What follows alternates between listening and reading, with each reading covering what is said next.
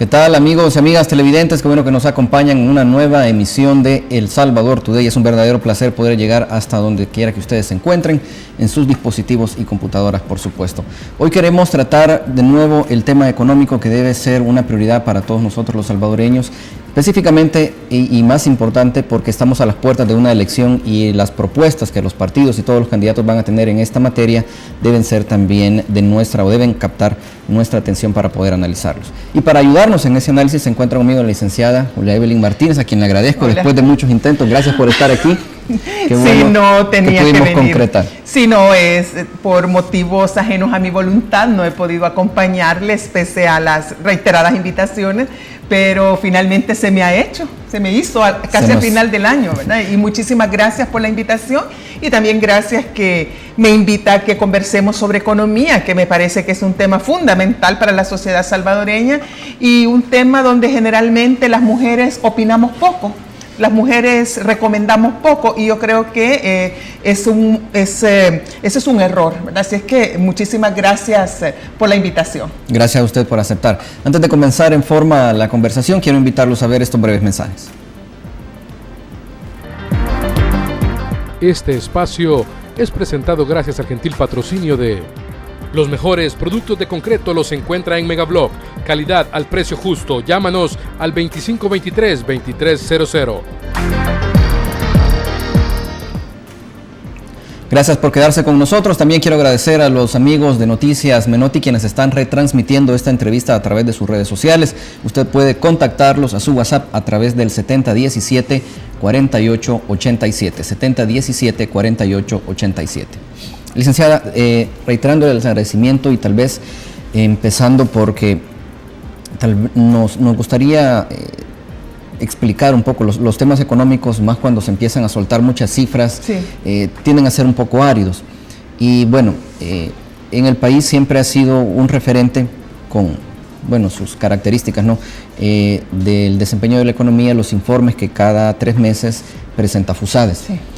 Ahora, debo decirle que a título personal me resulta un tanto difícil entender o explicar tal vez todo el panorama que se pinta en esos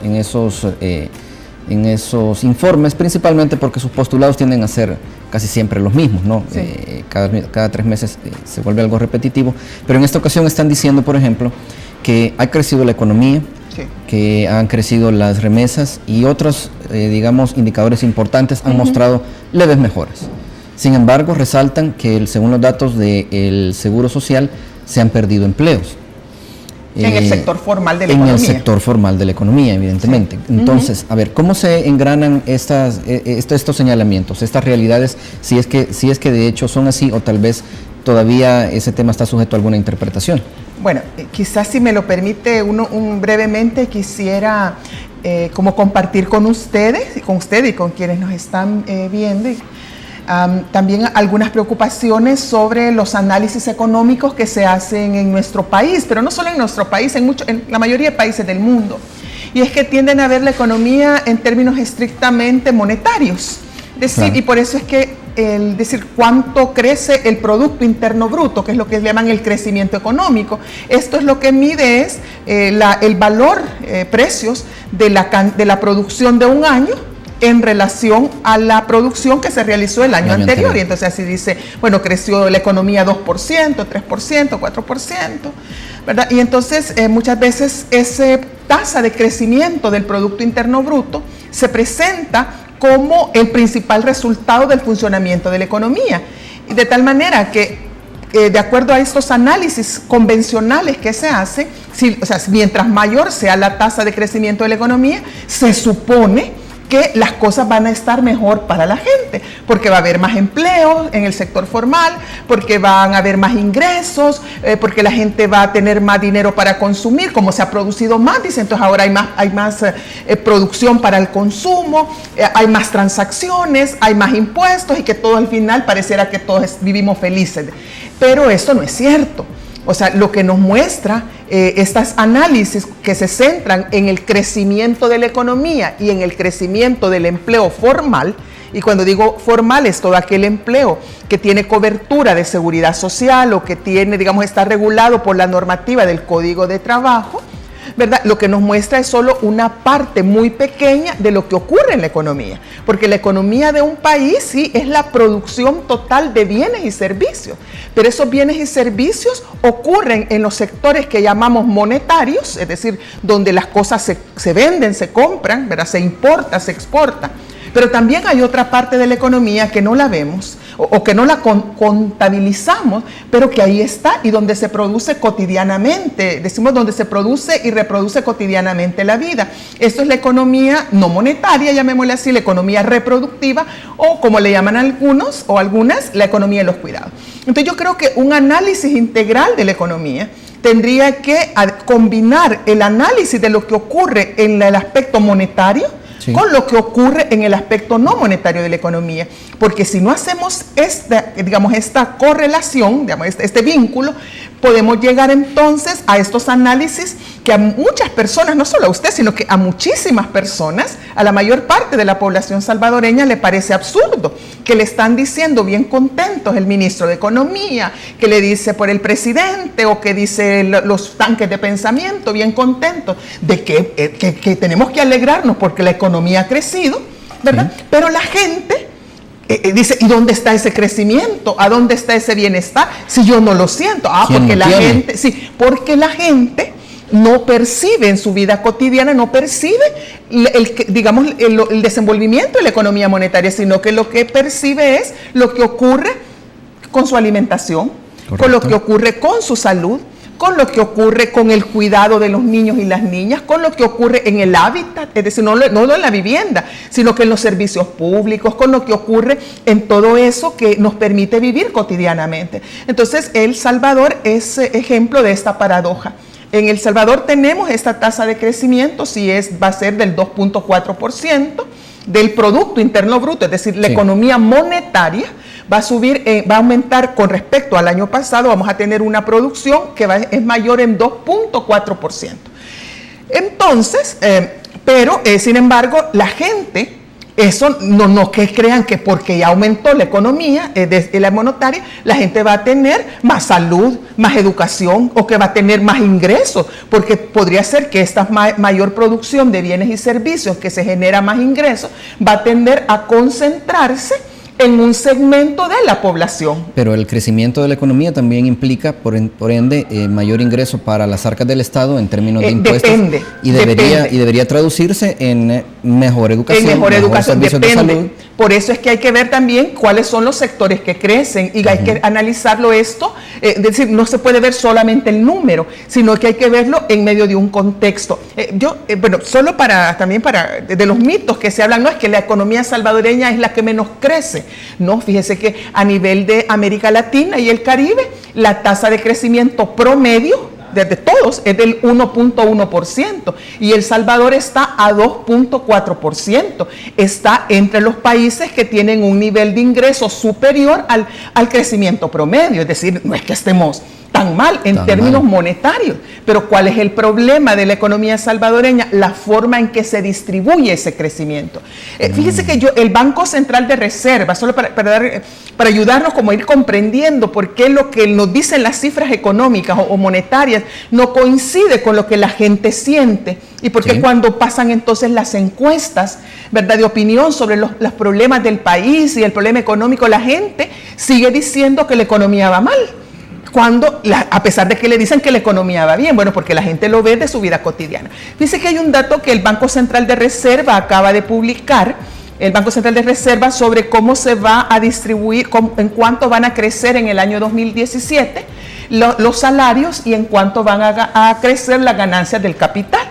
Fíjese que la masa de salarios, es decir, toda la cantidad de personas que van a recibir salarios, la masa salarial se llama eso, va a aumentar en el año 2017 en 4.2%. Es decir, que van a haber los asalariados y las asalariadas, vamos a recibir 445 millones más que lo que recibimos en el año 2016. Entonces uno dice, ¿y por qué creció esta masa salarial? Fundamentalmente por el aumento en el salario mínimo. Le voy a pedir que me acompañe a un breve corte para que terminemos este análisis en el siguiente bloque. Gracias. Porque tenemos un compromiso con los patrocinadores y es de verdad importante comprender esto que usted nos dice. Con gusto. Enseguida volvemos, amigos y amigas internautas. Esto es El Salvador Today. Quédese ahí.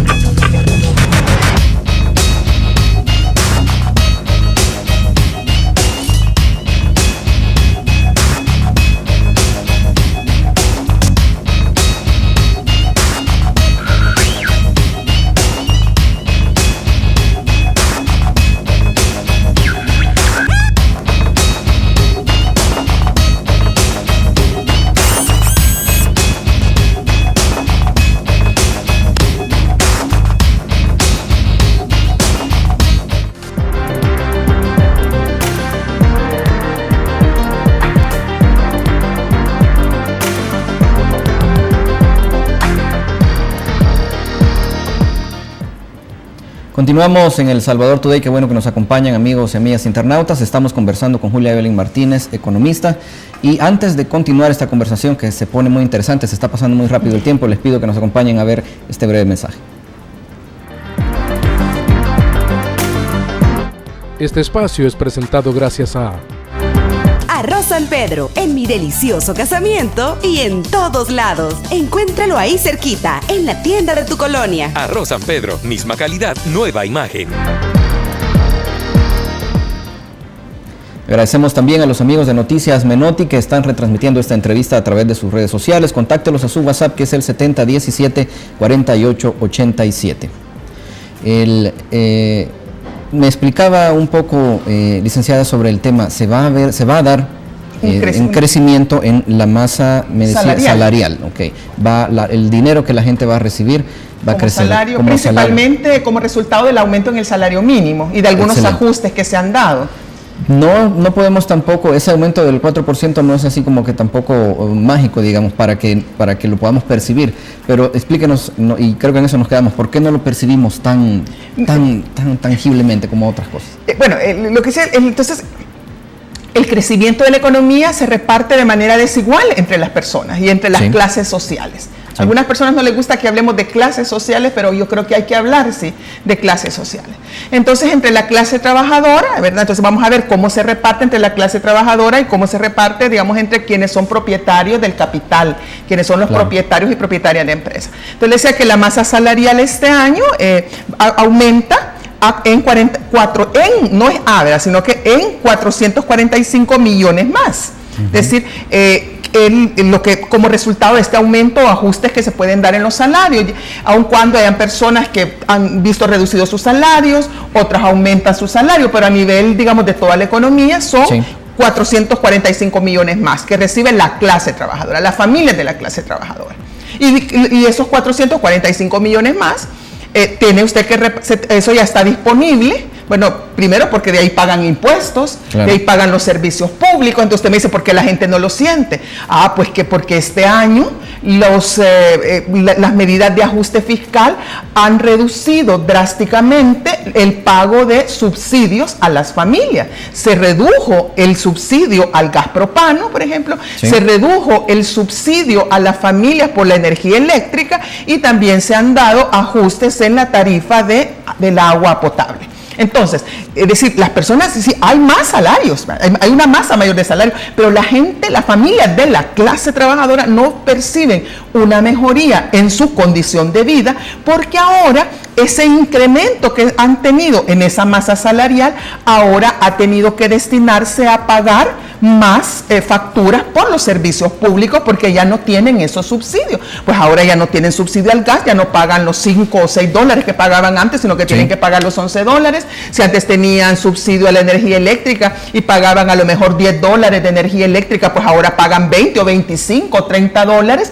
Entonces usted empieza a restar y al final la gente va viendo que eso, como dicen, por un lado le entró, pero por otro lado salió. Y luego también viene el problema también del transporte público, que aunque no se ha dicho, pero de hecho ya está experimentándose a partir de este año un aumento de facto en las tarifas del servicio público, puesto que muchas empresas que están introduciendo nuevas, unidades nuevas al servicio, entonces ya no le han puesto servicio especial y ese ya no vale 20 centavos, sino que ya cuesta 35 centavos. Entonces, pero estos aumentos en algunos sectores de precios y todo es parte normal del proceso económico. No es parte normal, porque ahí es donde el problema, porque lo que pasa es que esto responde a una política que se llama de austeridad fiscal, que ha sido impuesta por organismos internacionales como el Fondo Monetario Internacional, como el Banco Mundial, y que a nivel exterior y que a nivel interno es, es apoyada y promovida por tanques de pensamiento como FUSADES, que insisten que incluso que es muy poco lo que se ha rebajado de subsidios, que tienen que eliminar los subsidios, la Asociación Nacional de la Empresa Privada, y al final el Partido Arena pues es el que también vota y presiona también porque se eliminen esos subsidios. Entonces, por eso es que la gente no ha sentido que este aumento en la masa salarial, ¿verdad?, se traduzca en mejores condiciones de vida, porque ahora tienen que pagar más, ha disminuido su poder adquisitivo, sí, claro, en otras palabras. Pero adicionalmente también hay que tener en cuenta que muchas familias de la clase trabajadora también ahora tienen menos acceso a la salud pública por la crisis que ha habido en los hospitales, porque los hospitales durante este año también vieron reducidos drásticamente sus presupuestos. Inicialmente fueron 17 millones, pero han habido otras deducciones, ajustes fiscales que terminan en los hospitales, y ahora la familia pues ya no le dan la medicina en el hospital, sino que tiene que comprarla. Entonces, es decir, por eso es que no. Pero yo lo que quisiera es que nos centráramos. Entonces uno dice, y entonces ¿por qué hay gente que se contenta cuando aumenta la tasa de crecimiento de la economía? Pues que ahora hay que ver el otro lado, ya no la clase trabajadora, sino que hay que ver la clase que es propietaria del capital, no solo el capital nacional, sino que también capital extranjero, pero que producen en El Salvador. Y de acuerdo a las estimaciones del Banco Central de Reserva, la masa de ganancias este año va a crecer en 1.200 millones de dólares. Recuerden, imagínense, pongámoslo en términos de porcentaje. Vamos a suponer que el 80% de la población salvadoreña es clase trabajadora. Entonces, vamos a suponer, porque no es así exacto. Pues, sí, no. Pero supongamos que entonces el 80% es clase trabajadora y 20% es clase propietaria, empresarias, propietaria del capital. Entonces, al 80% de esa clase trabajadora le corresponde 445 millones más en salarios. Mientras que a ese 20% de la población, que puede ser menos, yo aquí estoy siendo muy optimista, pero que es menos, pues le corresponde no 400 millones, o debería corresponderles menos, no 1.200 millones más. Entonces usted ve ahí la primera cosa, es decir, que va a crecer la economía. No es para que todos y todas nos pongamos a saltar de la alegría, pues, porque aquí va a depender de cómo ese crecimiento se distribuye entre ganancias al trabajo y ganancias al capital. Ese análisis precisamente me lleva a preguntar algo. entre los postulados, digamos, que defiende FUSADES y también algunos organismos internacionales y también algunas personas que hemos visto que ya se están lanzando, ¿no?, para la candidatura presidencial, está el hecho que usted decía que precisamente al capital, a los dueños del capital, hay que restarles impuestos para que inviertan más. Para que puedan invertir más y de esa forma generar empleo. Ahora, el generar empleo, entiendo yo que no es una especie de superpoder de una minoría, ¿no?, sino es nada más el efecto de las dinámicas económicas, y un empresario solamente genera empleo en la medida en que su demanda crece y por lo tanto necesita también aumentar su producción. Es ahí donde se ve obligado a contratar. Y la tecnología que usa sea intensiva en trabajo, porque también un empresario, una empresa puede aumentar su inversión, pero en lugar de crecer o de innovar la producción, y van que necesitando más trabajadores o trabajadoras para su empresa, puede invertir comprando una máquina. Comprando o computarizando, ¿cómo se llama? Automatizando el proceso de producción, y eso, en lugar de generar más empleo, lo que genera es desempleo, que es lo que ocurre muchas veces cuando se dan estas fusiones entre bancos o entre aseguradoras o entre compañías aéreas, que dicen, no, es que vamos a unirnos porque de esa manera va a haber más inversión y vamos a generar empleo. Pero ¿qué es lo que ocurre después? Y si no, que lo digan los empleados empleadas de Avianca o del Banco Cuscatlán, cuando se dieron todas esas fusiones y esas compras, empiezan a despedir a trabajadores y trabajadoras, pero no es porque sean malos, ¿verdad? No es porque no quieran generar, no, es que porque cuando vienen esas nuevas inversiones, y sobre todo en este contexto que estamos, en la economía mundial, y nuestra economía no está al margen de eso, se está acercando a algo que se le denomina la cuarta revolución industrial. La cuarta revolución industrial, en donde ahora la economía es intensiva en conocimiento y en tecnología y desplaza mano de obra. Entonces también, a medida que se va innovando, que se va invirtiendo, entonces eso no significa necesariamente un aumento en el empleo, sino que puede significar en algunos casos, digamos, destrucción de empleo, sobre todo empleo no calificado, y en otros casos demanda de empleo, pero que tiene una gran especialización, que requiere una gran inversión, digamos, en talento humano, en educación previa, que no es lo que El Salvador puede ofrecer. ¿Por qué? Porque El Salvador, en lugar de aumentar su gasto en educación, está disminuyendo su gasto en educación, con lo cual estamos deteriorando, digamos, eso que se llaman las condiciones del capital humano, que podría hacer que nuestra clase trabajadora pudiera insertarse a la economía nacional y mundial en el contexto de esta cuarta revolución industrial en mejores condiciones. Entonces también hay muchos mitos alrededor, digamos, de lo que es la inversión. Y bueno, yo no sé si tengo tiempo Le voy a regalar más tiempo cuando regresemos. Bueno, sí, porque hay algo que le quiero decir sobre los impuestos. Y tenemos también más preguntas para hacer. Muchas gracias. Eso. Enseguida volvemos, amigos y amigas internautas. Esto es El Salvador Today.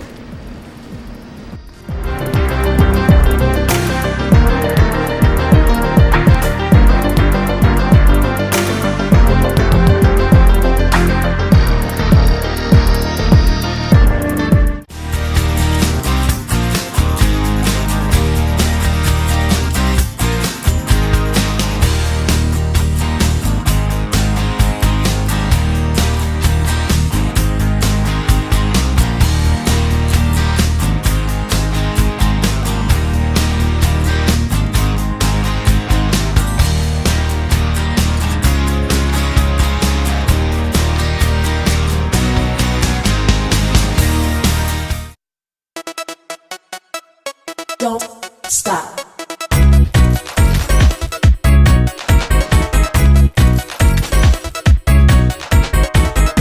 Don't stop. Don't stop. Don't stop. Don't stop. Don't stop. Don't stop.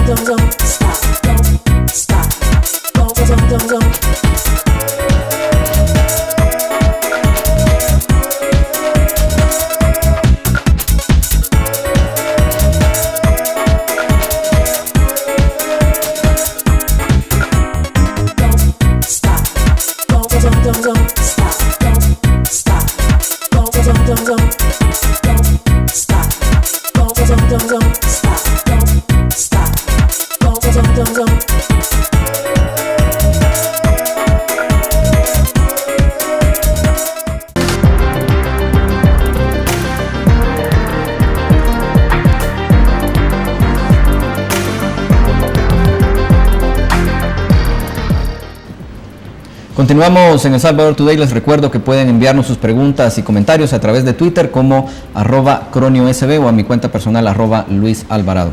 Licenciada, en este momento en El Salvador se está negociando también un acuerdo fiscal, ¿verdad? Sí. Las fuerzas políticas y los intereses económicos que cada una representa también están, me atrevo a decir que lo están haciendo un poco en las sombras. En la sombra, en la oscuridad, literalmente. Completamente, hablando de cuestiones como aumentar el IVA, probablemente... Después de las elecciones de marzo. Después de las elecciones de marzo. Probablemente algunos más incentivos fiscales, Sí. que en El Salvador ya hay bastantes, digamos, y también quiero que nos comente sobre eso. Ahora, cuando nos traigan la noticia, el paquetazo, ¿no? Como decían en Sí. los 80s, ¿a qué cosas debemos ponerles atención? ¿Qué elementos debemos buscar nosotros los salvadoreños para saber cómo nos va a afectar? Pero mire, sí se está, bueno, lo que se está negociando es el presupuesto, la aprobación del presupuesto general de la nación. Dicho sea de paso, representa una quinta parte del presupuesto general de la nación para el otro año, que es algo así, sí, una quinta parte, 1.279 millones de dólares del presupuesto, que es un poquito más de la quinta parte, va a estar destinado a pagar los intereses y la amortización de la deuda pública. Imagínense, 1.279 millones de dólares del presupuesto general de la nación. 20%, dice. Sí, es 20%, o sea, 20% va, eso no se puede dedicar a salud, no se puede dedicar a educación, no, eso va íntegramente a pagar el servicio de la deuda pública, que es el pago de, no solo de los certificados de inversión previsional de las AFP, sino que también otros bonos, otra deuda que se tiene con organismos, perdón, o con acreedores, bancos y fondos de inversión internacionales extranjeros. Entonces, una quinta parte. Entonces, eso ahí está. ¿Cómo se llama? Reservado para que estos bancos y estos fondos de inversión pues recuperen esa ganancia, ¿verdad? Imagínense, un 20% del presupuesto destinado a eso. $20 de cada 100 sí, que le dan al Estado. exactamente. Y esto, ¿sabe usted que esto es muchísimo más, 1.279 millones es muchísimo más que el presupuesto de educación, por ejemplo? Y el presupuesto de educación el otro año disminuye en 11 millones de dólares. Para que vean las paradojas, nosotros teniendo tanta necesidad de aumentar el gasto en educación, porque hay un compromiso del presidente Sánchez Serén, no solo con nuestro país, sino que también a nivel internacional, de que iba a subir la inversión y el gasto en educación lo iba a subir al 5% del Producto Interno Bruto, y estamos lejísimos de llegar a esa meta. Y para este año el gasto en educación va a ser apenas el 3.2% del PIB, ¿verdad? Y con una reducción de 11 millones. Pero la deuda aumenta, ¿verdad? El pago de la deuda, eso queda asegurado, educación baja. Y los diputados y los se dan bonos. Y te dan bonos y pagando seguros médicos de salud privados, ¿verdad? Porque como la salud está tan deteriorada, entonces por eso se tienen sus propios seguros médicos, porque no quieren, como dicen, ir a morir a donde va a morir el pueblo, ¿verdad? Al Hospital Rosales y a las unidades de salud. Bueno, entonces el problema es que nosotros como sociedad, como ciudadanía, tenemos que conocer más sobre qué es lo que están negociando. Están negociando el presupuesto. Entonces aquí hay dos, ¿cuáles son las fuerzas que están en pugna? Por una parte, el partido Arena, apoyado por Fusades, quiere que el presupuesto se reduzca en 500 millones de dólares. O sea, ya se hicieron todas las reducciones posibles, pero ahora el partido Arena y Fusades dicen, no, es que todavía hay un margen de 500 millones de dólares. Y entonces lo que le están presentando es de dónde quitan, ¿verdad? Aquí quitar. Claro, yo creo que hay un margen para quitar, ¿verdad? Ahí siempre he tenido yo una duda, y es que en realidad, digamos, ¿qué le conviene más al país? Yo entendería que el Estado no debe gastar menos, sino que debe gastar de forma más eficiente. Tiene que gastar más. El Estado salvadoreño está gastando muy poco de cara a las necesidades que tiene la población para su desarrollo. Entonces, el Estado está gastando muy poco. El Estado tiene que aumentar el gasto en inversión para niñez e infancia, tiene que aumentar el gasto para cuidados de personas adultas mayores, tiene que aumentar el gasto para personas con discapacidad, diferentes tipos de discapacidad. Por ejemplo, ese programa de escuelas inclusivas de tiempo pleno del Ministerio de Educación ese programa trata de incorporar a niños y niñas a la escuela, al sistema educativo formal, a niños y niñas con discapacidad, pues es más inclusivo. Pero paradójicamente, este programa de escuelas de tiempo inclusivas de tiempo pleno sufre la reducción de los 11 millones de dólares del presupuesto de educación, son de ese programa. 11 millones, es decir, que no podemos contar ya más con esas escuelas inclusivas. Entonces necesitamos más, los hospitales necesitan más medicina, necesitan contratar más doctores y doctoras, más enfermeros y enfermeros, necesitan equipamiento, necesitan remodelación, o sea, todo necesitamos, una red de salud pública, necesitamos aumentar la cobertura de la seguridad social, etcétera, etcétera, etcétera. Entonces, ¿Y alguna inversión más, digamos, más estratégica en temas de infraestructura, por ejemplo? Es que eso lo están haciendo, no es que eso lo están haciendo, pero el problema es que la infraestructura, cuando aquí se dice inversión, solamente están invirtiendo en infraestructura que favorece a las empresas privadas, porque son carreteras para que por ahí rueden los furgones, los camiones de los exportadores y los importadores. O sea, eso es lo que y son también obras de infraestructura que a quien dinamizan es al sector privado de la construcción y que a la gente le llega por vía indirecta a través de más empleos y muchas veces de bajos salarios que se pagan en el sector de la construcción. Entonces, es que ahí también hay un problema en cómo se está gastando. Entonces, lo que se está negociando es eso, pero por una parte Fusades y Arena quieren que se reduzca todavía más el presupuesto, y lo que quiere hacer el partido FMLN y el gobierno, pues ya no quieren que se siga reduciendo el presupuesto, sino que quieren que le entremos al tema del aumento de los impuestos.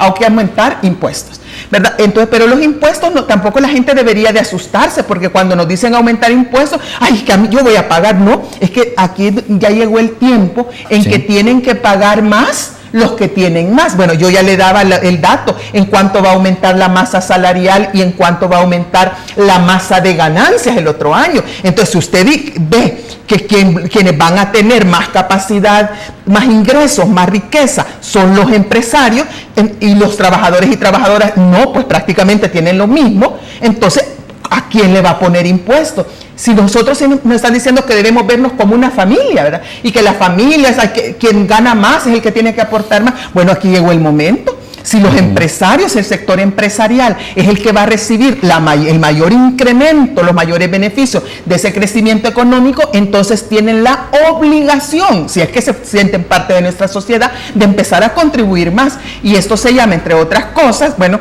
que tienen que pagar los impuestos que deben de pagar. Allí también hay un detalle, y es que cada vez que se habla, por ejemplo, de aumentarle impuestos al empresariado, digamos, al capital, se dice que cuando las empresas tienen ese nuevo costo, terminan trasladándose pero no siempre, no siempre lo pueden hacer. Pero eso no es tampoco automático, hay una decisión consciente de por medio. Hay una decisión consciente, y eso a mí ya me preocuparía más, porque que hay ineficiencia de empresarios. Cuando hay competencia y cuando hay vigilancia de los mercados y de los precios, no es tan fácil que ellos no lo pueden hacer así automáticamente. Porque el aumento en el salario mínimo no se tradujo en un aumento en los precios, así un aumento generalizado. Lo que sí se tradujo fue en una reducción de los subsidios. Pero mire, actualmente en nuestro país, las empresas nacionales y extranjeras que exportan reciben un subsidio anual de entre 600 y 700 millones de dólares. Y usted dice, ¿cuál subsidio? Claro que le están subsidiando, porque eso se llama exenciones fiscales. O sea, no solo es devolución del IVA, sino que también es, por ejemplo, las empresas de maquila, las que están ubicadas en las zonas francas y en los depósitos de perfeccionamiento activo, los DPA, de acuerdo a la ley, no pagan ni impuesto a la renta, no pagan impuestos municipales ni tampoco pagan IVA. Entonces, ¿cuánto se pierden?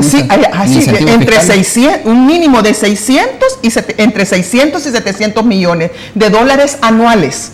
600 y 700 millones de dólares anuales. Eso es lo que las empresas no pagan, no porque lo evadan, porque la evasión es otra cosa. Sí. No, eso es elusión. Es decir, tienen formas de eludirlo. ¿Por qué? Porque el gobierno ya dice en la ley que les va a dar ese incentivo para que inviertan y generen empleo. Ni invierten, y si invierten no están generando empleo, porque si no, nos estarían, eliminando esos empleos que FUSADE menciona en su informe. Entonces, fíjese, pero aquí vienen nuevamente como las grandes contradicciones. Por una parte, Arena y FUSADE quiere reducir el presupuesto 2018 en $500 millones. Entonces, ¿por qué lo tenemos que reducir si el Estado todavía tiene que gastar más?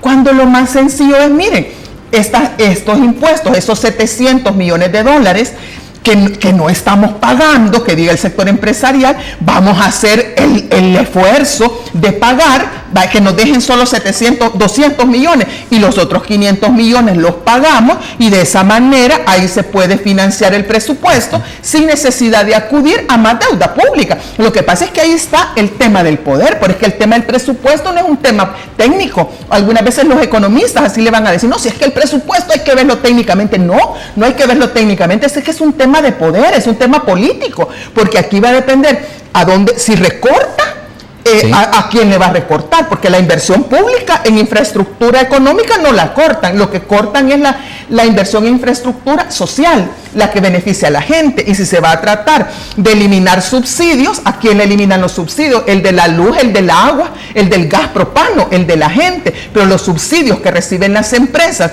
sobre todo las empresas exportadoras, a esas se los dejan nítidos. Entonces, aquí es donde tenemos que empezar a hablar de lo que es aquí. Por eso es que esta negociación del presupuesto está incompleta, porque aquí solamente están los grupos, los grupos políticos que a su vez reflejan intereses de grupos económicos, y aquí falta la presencia de los grupos sociales de la ciudadanía, ¿verdad? Para que también haga escuchar su voz en esta negociación y evite que los ajustes se sigan dando a costa del bienestar de las familias, y que asegurarse que quienes están recibiendo las ganancias, los beneficios de ese crecimiento económico, que finalmente asuman la responsabilidad que tienen de pagar impuestos. Excelente. Gracias, licenciada. Ha sido muy ilustrativo tenerlo aquí. Desafortunadamente se nos ha acabado el tiempo. Somos esclavos del tiempo en estos espacios, pero creo que lo he podido aprovechar, y primero Dios nos podrá acompañar en una ocasión futura también. Con muchísimo gusto. Para mí ha sido un placer, un honor acompañarle en este programa. Y bueno, aquí yo creo que nos quedaron muchas cosas pendientes, muchas. Y esperemos que las podamos desarrollar en otra oportunidad. Muchas gracias. Gracias a usted, muy amable. Amigos, amigas internautas, qué bueno que nos han podido acompañar. Esto es El Salvador Today. Nos despedimos recordándole que el precio de desentenderse de la política es ser gobernado por lo peor que la sociedad tiene para ofrecer. Será hasta la próxima.